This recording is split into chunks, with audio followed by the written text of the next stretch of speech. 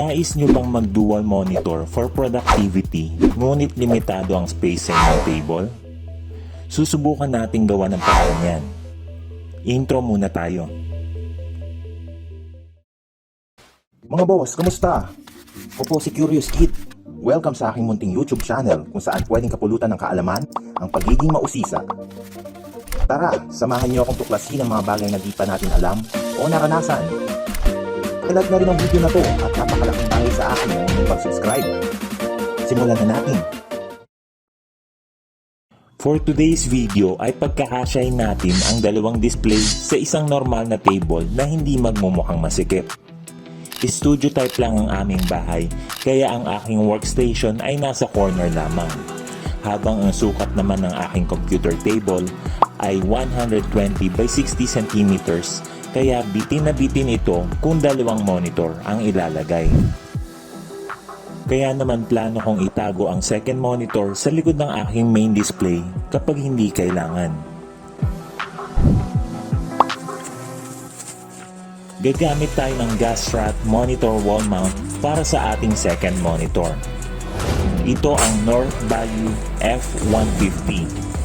Ang load capacity nito ay 2 to 7 kilos para sa 17 to 27 inch monitors.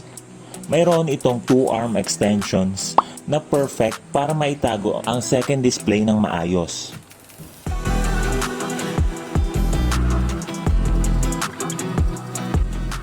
Ito ay VESA mount compatible for 75 by 75 mm and 100 by 100 mm.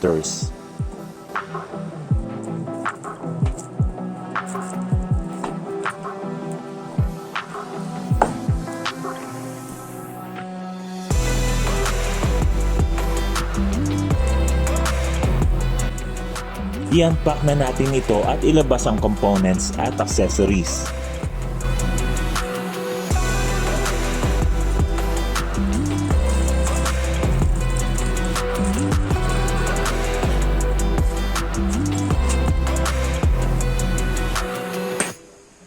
Gawa ito sa aluminum alloy, high tensile steel ang bracket, may built-in Gasrat cylinder, at mayroong cable management system.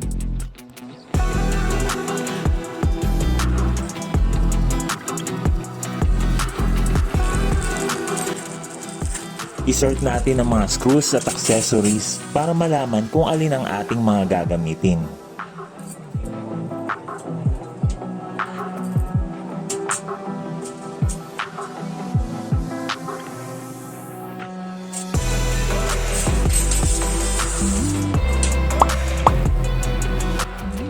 Dahil LG ang brand ng ating main monitor, ay napagpasyahan ko na maliit na second-hand LG widescreen na lang din ang gagamitin ko.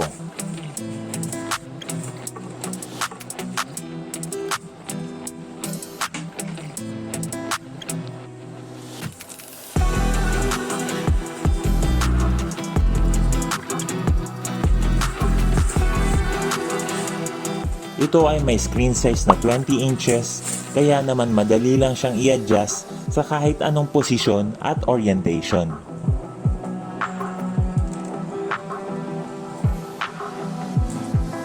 Ang una nating gagawin ay maglagay ng dalawang screw na kasukat depende sa ating monitor sa taas ng bisa. Huwag isagad ang screw at mag-iwan ng 0.2 inch na gap para sa pagpapatong.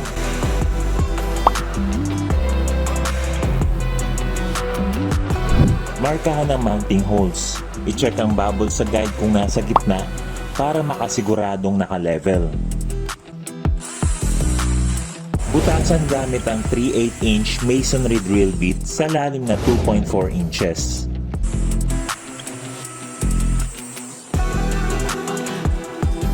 Lagyan ng tox at dahan-dahang martilyuhin. Ilapat at i-align ang wall plate sa anchor holes. Pagkatapos ay higpitan ng screws ng madiin.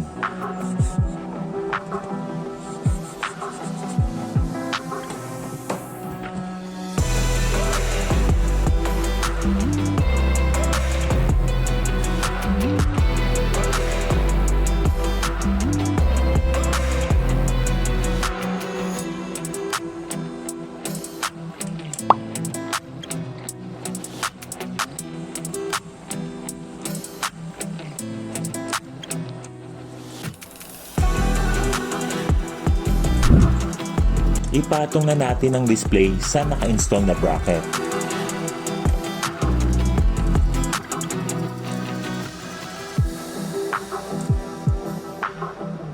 I-screw na din ang dalawang visa sa ilalim at higpitan na ang lahat ng screws.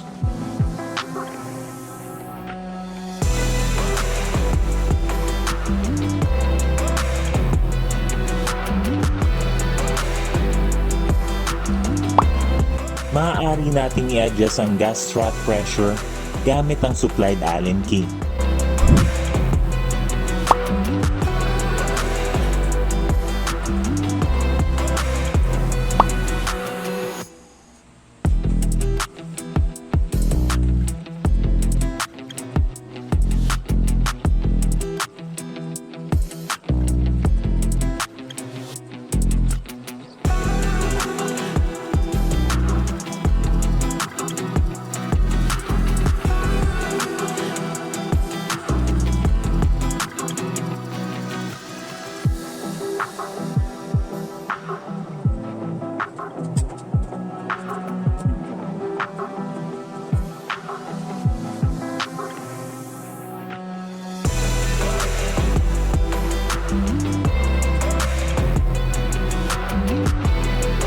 Para magmukhang walang monitor sa likod ng ating main display, kapag di ginagamit ay kinoveran ko ng white carbon fiber sticker ang likod ng second monitor.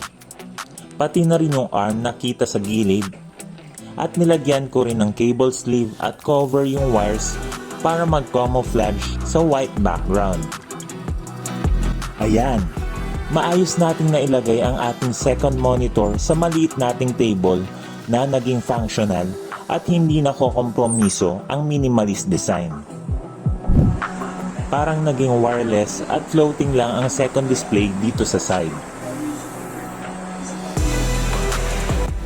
Bago matapos ang video na ito, ay nais ko lang ibahagi na walang imposible sa lahat ng bagay. The word itself says, I'm possible. Saludos! At dyan nagtatapos ang ating pagtuklas. Ito muli si Curious Kid, ang nagpapaalala na lahat ay kayang-kayang gawin sa pagiging malikhain. At kung ikaw ay sisipagin, hanggang sa susunod na pag-uusisa mga bata. Adios!